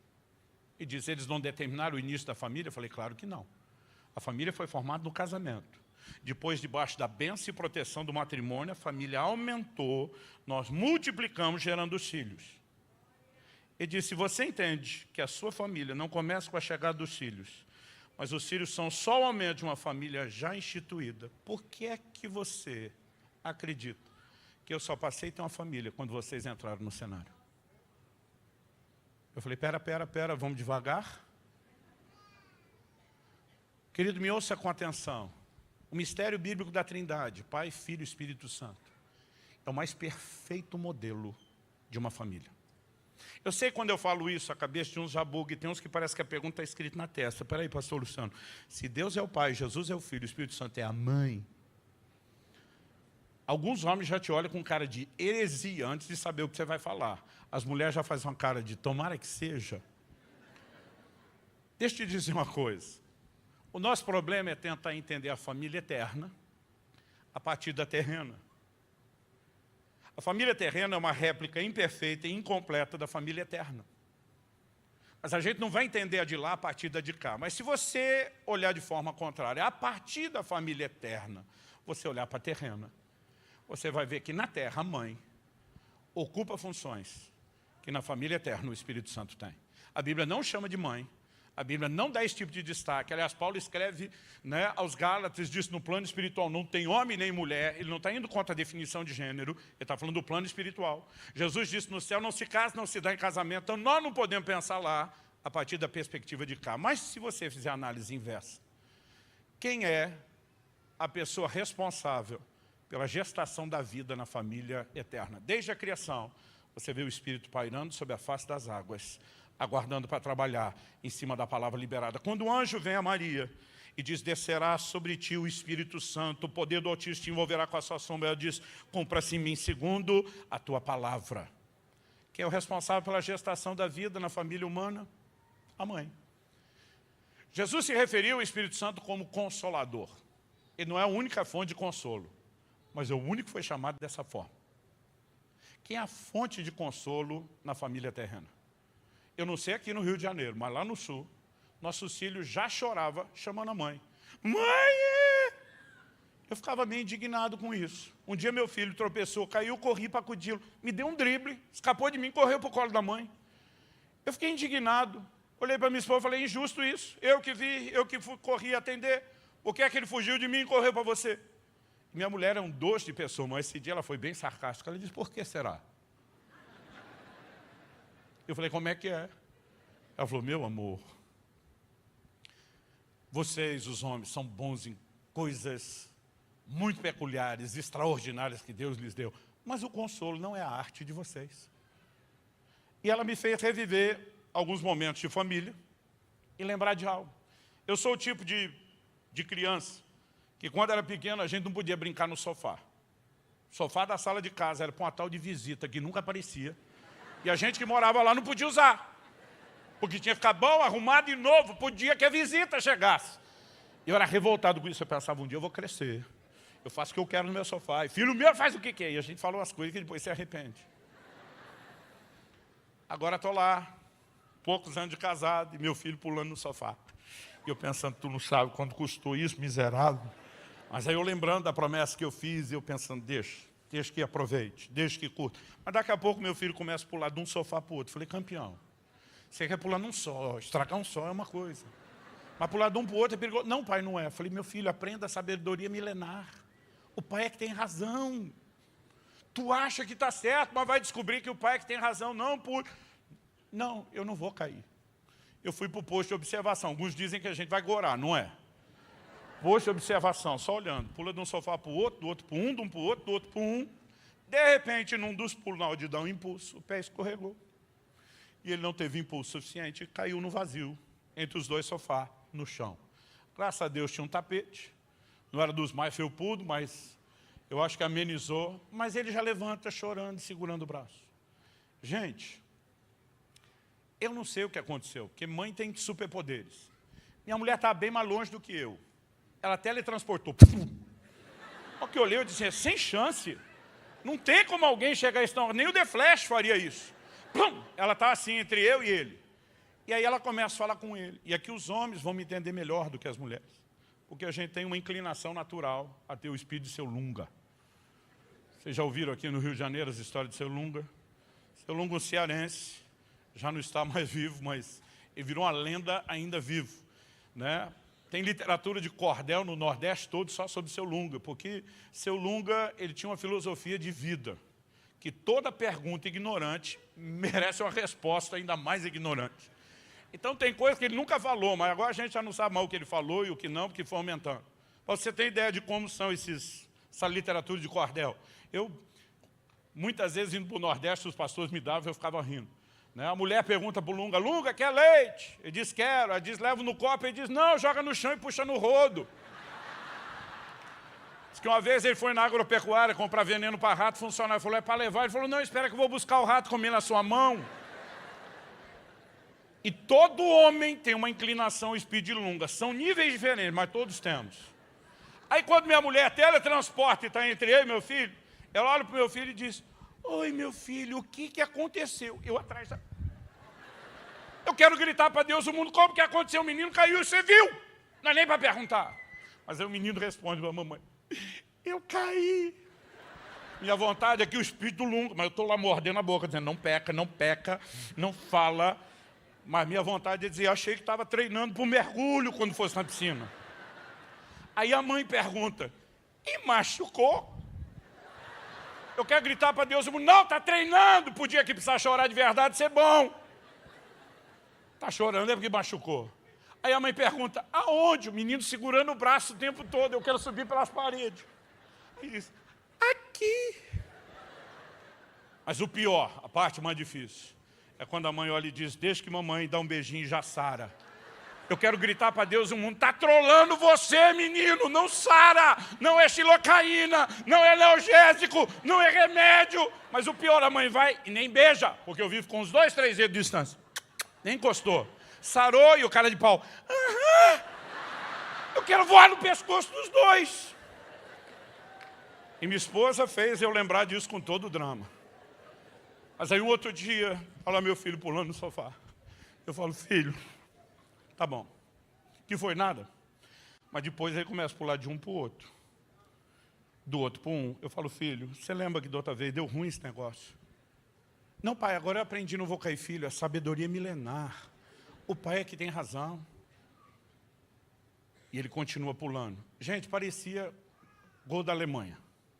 Sabe aquele negócio que você fala, está acontecendo de novo ou é reprise, que você fica na dúvida? Porque do mesmo jeito, não sei se foi o mesmo sofá, mas do mesmo jeito que pulou, caiu no vão, não sei se foi o mesmo braço, mas levanta chorando, segurando o mesmo braço. Esse dia eu pensei, mas não tem uma mãe que teletransporte antes de mim.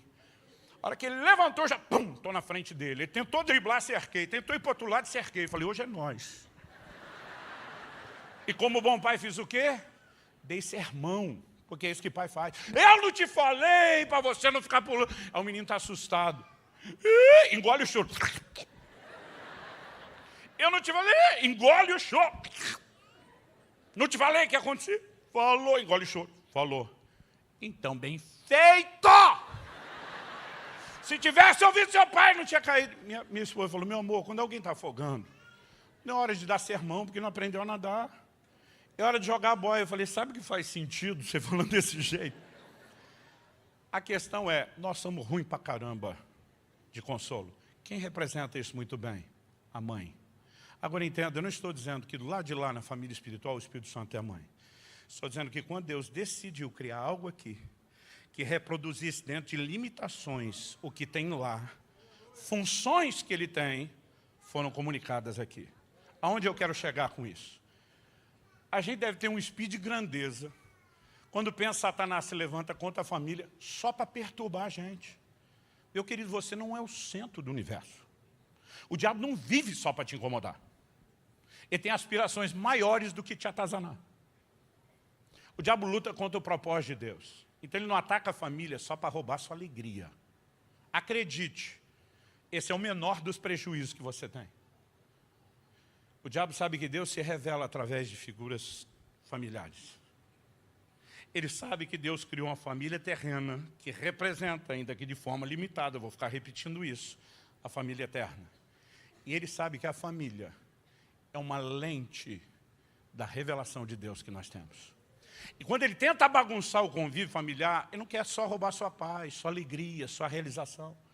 Ele quer distorcer a sua capacidade de entender Deus. Deixa eu te dar um exemplo rápido, que o tempo está acabando. Acredito que isso aconteceu há mais de 20 anos. Eram os primeiros anos do meu ministério pastoral, estou chegando quase a 30. Há pelo menos uns 25 anos atrás. Eu estava num culto, estávamos no momento da adoração, eu estava lá, quietinho, de olho fechado, adorando a Deus com todo mundo. E vem algo no meu coração, não ouvi uma voz espetacular, não foi uma visão, mas aquele testemunho interior do Espírito Santo. Sai do seu lugar, vá lá no fundo da igreja. Nosso prédio, diferente desse, né? Ele era o retângulo de comprido e bem menor. Era por umas 1000, eu acho que tinha 1040 cadeiras naquela época. Então, eu viro do jeito que eu estou e vejo fulano lá no fundo, né, à esquerda de quem olha para frente, mas à minha direita. Ele era maior do que eu, dava para vê-lo de longe. Uma das últimas cadeiras lá no fim. Aquilo veio nítido e claro. Vá lá e dá um abraço no fulano de tal. Primeira coisa que você pensa uma hora dessa, não é Deus falando. Primeira coisa que eu pensei, falei, Deus, a igreja é sua, mas as regras do culto são meio que nossa. Tem hora de abraçar. Te abraço quando chega, quando vai embora, quando muito num cântico de comunhão. Não é hora de abraçar. Aí eu volto a adorar pensando, isso não é nada. Aquilo vem de novo. Sai do seu lugar, vai lá dar um abraço no fulano de tal, Ciro, o nome do irmão. Eu falei, Deus, se for o Senhor falando e não coisa da minha cabeça, o Senhor sabe que as ovelhas do seu rebanho são ciumentas.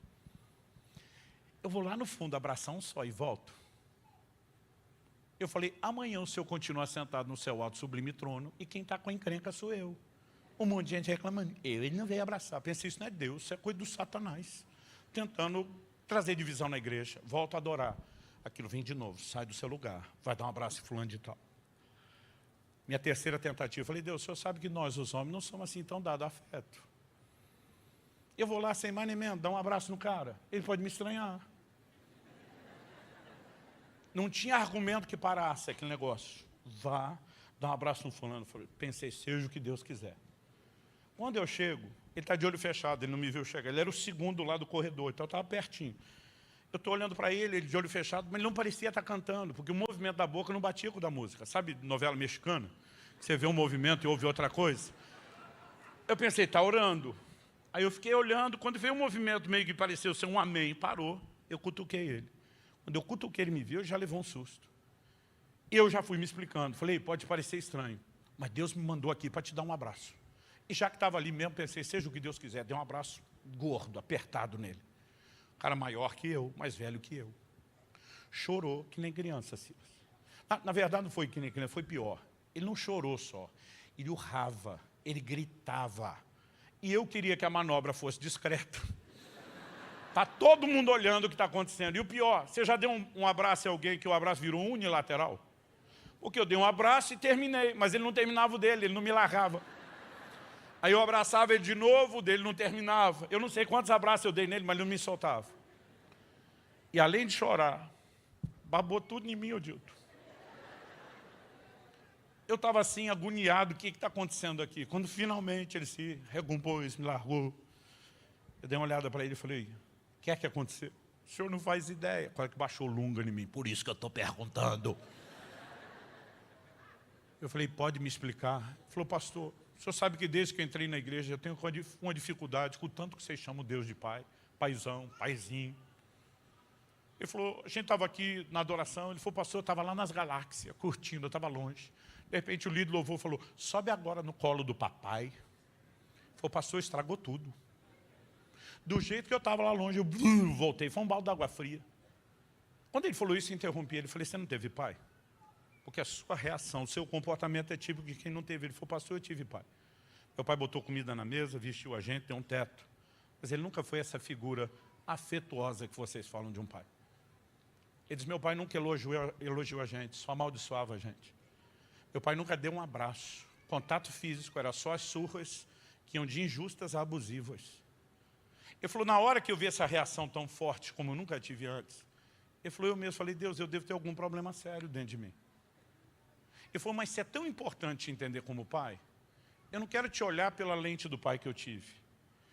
Eu quero te conhecer como o pai que o Senhor é. Então eu preciso que o Senhor me ajude a mudar essa sintonia. Naquele momento ele falou, não sei de onde veio fé. E eu desafiei a Deus. Falei, eu te desafio, eu vim me dar um abraço de pai. O abraço que eu nunca tive. Aí ele falou, de repente eu parei e falei, não, estou abusado demais. Ele falou, até evangelizar que é tão importante, Deus terceirizou, delegou para a igreja. Ele falou, Deus, não vou pedir que o Senhor venha pessoalmente. Mas ele fala assim, se o Senhor mandar alguém que diga ter vindo enviado pelo Senhor em seu nome, como um representante seu, eu vou entender isso como um sinal de que é importante te entender como pai. Na hora que ele fala, o amém, eu estou lá cutucando ele. Ele olha para mim e fala, pastor, nem sei como você chegou tão rápido. Eu falei, não sou de flash, criatura. Falei, você não sabe o trabalho que eu dei para Deus. Deus começou muito tempo antes da oração que ele já sabia que você ia fazer, para eu estar aqui sincronizado. Mas não foi só o abraço, não foi só o sinal. Enquanto dava o abraço, o Espírito Santo, esse mesmo Espírito Santo que você sente está movendo aqui desde o início da reunião. O Espírito Santo meteu a mão lá dentro do peito desse cara e começou a puxar emoções antigas. Ele me explicou assim, pastor, eu cresci na roça. Falou, o senhor sabe o que é arrancar raiz? Falei, só de matinho. Ele falou, raiz de arbusto grande. É um negócio tão complicado isso aí, que tem hora que a gente puxa no trator, e aquilo vem mexendo com toda a terra em volta. Não estou falando de árvore, pastor, ele falou de arbustos pequenos. Ele falou, a sensação que eu tinha é que raízes foram puxadas, porque doía. Ele falou, pastor, eu chorei, eu urrei, eu gritei porque doía. Mas ele disse, sabe o que é impressionante? Não dói mais. Eu penso no meu pai, não tem dor.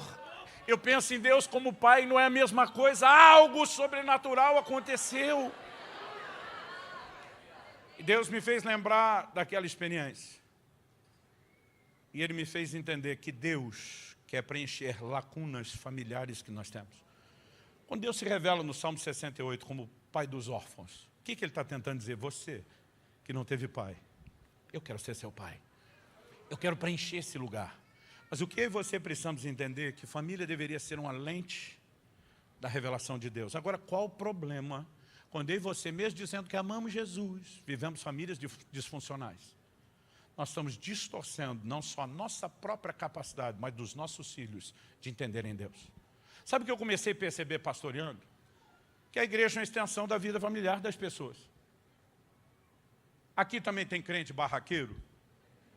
Nas igrejas que eu pastorei em 3 cidades diferentes do Paraná, sempre teve. Sabe o que eu descobri? Que esse povo crescia em famílias, que o ambiente era assim, era tudo tumultuado mesmo. Porque eles levam isso para dentro. Eu sou um pregador de fé. Eu amo pregar fé. E eu amo quem prega fé. Tem hora que eu estou ouvindo os pregadores, eu fico ali. Eu vou voar. O cara está lá dizendo, não te deixarei. Nunca, jamais desampararei. Eu digo, é nós, é Deus comigo, é eu com ele. Mas eu percebia durante esses anos que eu tinha na igreja incrédulos crônicos. Quem eram esses? Aqueles caras que não tinha palavra de fé que mexia com eles. E quando você está citando as promessas, então não te deixarei, o cara está te olhando. Sei. E eu não tenho um versículo para isso. Talvez um casal de bons psicólogos me ajudem. Mas a estatística, e são quase 30 anos com o mesmo dado se repetindo, me fez entender o quê? Essas pessoas, todas elas, sem exceção, cresceram em ambientes de abandono. E agora, quando alguém está falando de um outro pai que não abandona, ele simplesmente não consegue furar o bloqueio de uma lente de distorção e diz, sei, já ouvi isso antes e não funcionou. Um dia alguém me perguntou, pastor, seus filhos têm o dom da fé? Eu falei, por quê? Ele falou, o senhor disse que desde criança esses meninos têm experiência com Deus, crê na palavra, vê acontecer. Eu falei, não, eles não têm o dom da fé. Sabe o que eles tiveram? Um pai. E sabe qual é o versículo que eu mais falei para meus filhos a vida inteira? Não foi nem João 3,16. Foi o Salmo. Aquele que jura e com dano seu não muda. Falou, tem que cumprir. Vai sustentar. Eles sabem que quando o papai fala algo, é que nem um decreto dos reis da Média e da Pérsia. É irrevogável. Um dia, meu filho me liga, eu tinha terminado de pregar. E ele simplesmente me diz, pai, estou com saudade de você. Falei, eu também. Ele devia ter uns 6 para 7 anos. Falei, eu também. Ele falou, pai, mas não liguei para falar da saudade. Eu estava a 2 horas de distância. Ele falou, eu liguei para dizer que eu tenho muito orgulho de você. Você conversa de criança com 6, 7 anos. Eu falei, mesmo filho, por quê? Ele falou, porque para mim o senhor é que nem o apóstolo Paulo. O senhor viaja para abençoar as pessoas, para falar de Deus. Eu pensei, isso é o dedo da mãe. Está ministrando o coração do filho. Mas ele vai falando e aquilo começa a mexer comigo e está me emocionando. E eu comecei a ficar com vontade de chorar, porque parecia conversa de adulto, não de criança. Eu lembro que eu cheguei a tapar o bocal do telefone, daqueles que o telefone ainda abria, o Motorolinha. Para ele não perceber que eu estava emocionado, não ficar preocupado. Aí quando eu estou no auge do quebrantamento, ele dispara, pai, só não esquece meu presente. Ele disse que nessa época, como criança, não tinha maldade, mas com o tempo, tanto meu filho como minha filha dizem que aprenderam que a melhor hora de pedir algo para papai e para mamãe é depois do devocional, do tempo com Deus. Diz que a gente está bem mais facinho. Eu entregue do jeito que estava, nem pensei, falei, o que você quer? Ele do outro lado falou, estou podendo escolher. Gente, era uma época difícil. Eu fui começar a igreja sem salário, levei mais 6 famílias, tinha que cuidar da minha e dos outros, sem perspectiva. Tinha vendido casa, carro, tudo que tinha para investir naquele projeto. A gente baixou o padrão de vida no chinelo como nunca antes. Meu filho já tinha me pedido o mesmo presente uns 3 meses antes, e eu falei, sem chance. Aí nesse dia ele falou, estou podendo escolher. Eu falei, o que você quiser. Não pensei. Quando eu falei, o que você quiser, ele falou, pai, isso é o que eu quiser. Eu quero aquele. Quando ele falou, eu falei, não tem mais volta. Vendo um rim, mas vou honrar minha palavra. Falei para ele, é seu. Quando eu falei, é seu, a conversa acabou. Eu vi o barulho do finado telefone fixo, lembra de quando existia ele, caindo no chão, e os gritos dele. Mãe, ganhei meu brinquedo, ganhei. Eu pensei, eu ainda vou no shopping comprar, tem mais 2 horas de viagem. Mas se o pai falou, está falado. Você acha que quem cresce num ambiente desse tem dificuldade de aceitar que o que o pai falou está falado? Mas pastor, eu não cresci num ambiente desse. É aí que você precisamos entender algo. Naquele dia na Itália, Deus falou comigo, pare de só pregar restauração familiar. Comece a pregar restauração da visão familiar. Falei, como é que é? O Senhor me disse, tem famílias que não vão mais ser restauradas. Falei, não fala isso, o Senhor é o Deus dos impossíveis. O Senhor disse, tem famílias que não serão mais restauradas. O camarada se converteu no 3º ou 4º casamento, tem como restaurar tudo que houve? Não. O camarada teve um problema sério com o pai ou a mãe que já morreram, tem como consertar isso? Não. Mas Deus me disse, se a visão familiar foi consertada e vocês passarem por uma restauração, vocês vão parar de me enxergar através da lente da experiência e vão me enxergar através da lente da palavra. Deus me disse, pregue casamento, mesmo para quem não for casado. Ensine criação de filhos, mesmo para quem não quer ter filhos. Deus diz, todo crente tem que saber tudo que minha palavra diz sobre família.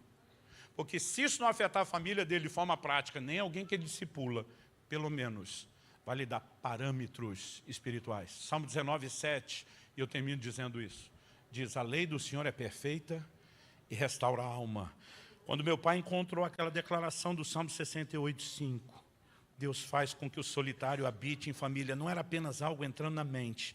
Era Deus mexendo profundamente nas emoções de quem veio com a lente totalmente avariada. Deus dizendo, eu preciso fazer você enxergar outra coisa. Senão você não vai se conectar comigo. Quem está entendendo? Então preste atenção. Meus filhos ainda eram pequenos quando eu entendi isso.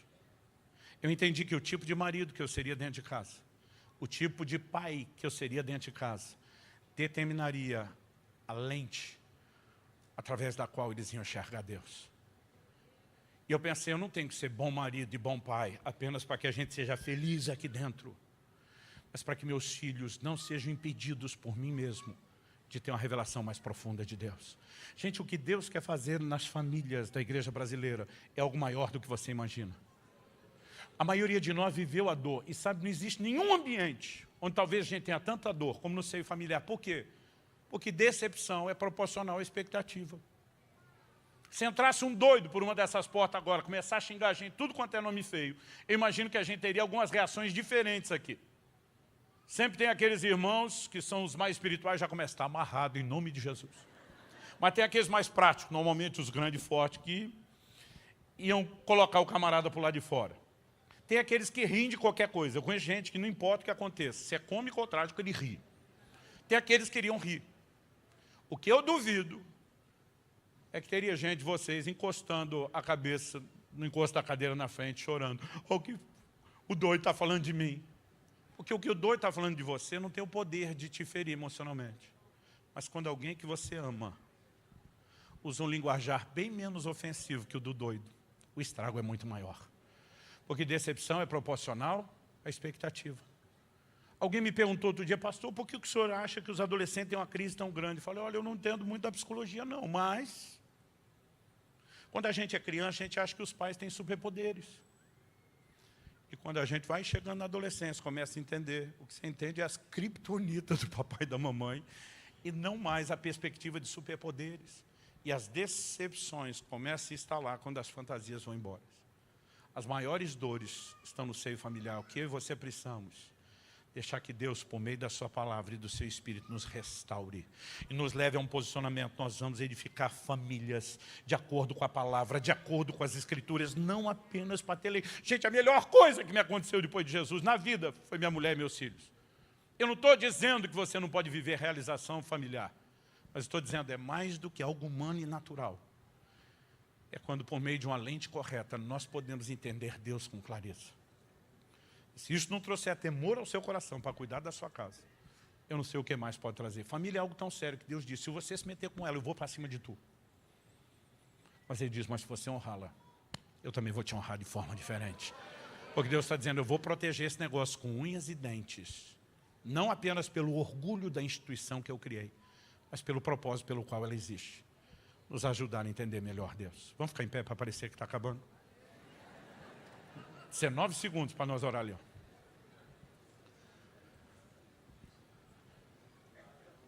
Feche os seus olhos por um instante. Meu Deus. Mesmo que não tivéssemos tanta gente aqui hoje, eu sei que já teríamos muitas histórias distintas e diferentes. Porque a história de cada um é singular. Aliás, pessoas que crescem nas mesmas famílias e casas e irmãos têm experiências, alegrias e também dores diferentes. Mas o Senhor conhece a realidade de cada um, a experiência de cada um. A minha oração e o meu clamor é que nós possamos ir além da experiência familiar que tivemos. Que nós possamos entrar num lugar de profunda compreensão do que a Tua Palavra diz, sobre o que o Senhor determinou sobre a família. Para que, ao viver, ó Deus, um modelo de família terrena, o mais próximo possível daquilo que o Senhor determinou, que nós possamos, dessa forma, conseguir enxergar o Senhor de forma diferenciada. Entender o seu nível de amor, de cuidado, seu nível de zelo com cada um de nós. Mas entender também a forma de nos relacionarmos como família da fé. Mas a verdade é que muitos de nós crescemos em ambientes onde as famílias não refletiam aquilo que a tua palavra diz. Mas eu sei que cada um desses, à semelhança do meu pai, pode decidir escrever uma nova história a partir de agora.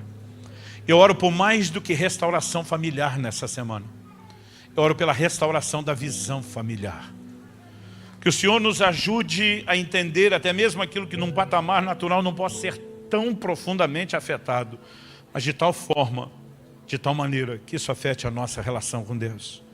Sopra sobre nós. Estende a tua mão e toca-nos. Como o Senhor fez com Ciro anos atrás.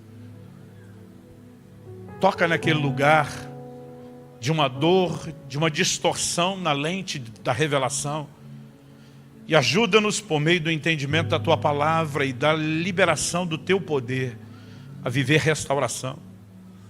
Não só emocional, mas dessa capacidade de percepção espiritual. Nós clamamos em nome de Jesus. Em nome de Jesus. Eu oro pelos jovens, eu oro pelos adolescentes, eu oro pelas crianças, eu oro pela nova geração. Nós sabemos, ó Deus, que o maior evento no teu calendário é um casamento. É a vinda do noivo para a noiva. Mas percebemos que os valores do mundo estão cada vez mais invadindo até mesmo a igreja.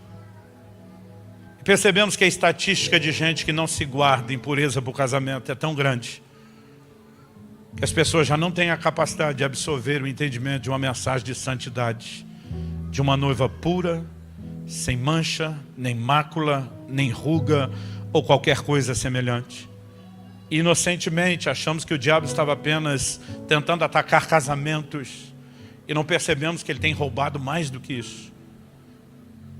Mas o Senhor também não quer restaurar só casamentos e famílias. O Senhor quer fazer mais do que isso. E nós clamamos pelo teu sopro de vida e de restauração. Não só aqui e agora. Ao longo de toda essa semana de conferência, mesmo depois dela, visita meus irmãos e irmãs. E que venha não só um tempo de um novo entendimento, de uma nova resposta, mas de graça e de restauração sobre cada um. Eu oro em nome de Jesus e para a glória de Deus. Se você crê e concorda, diga amém.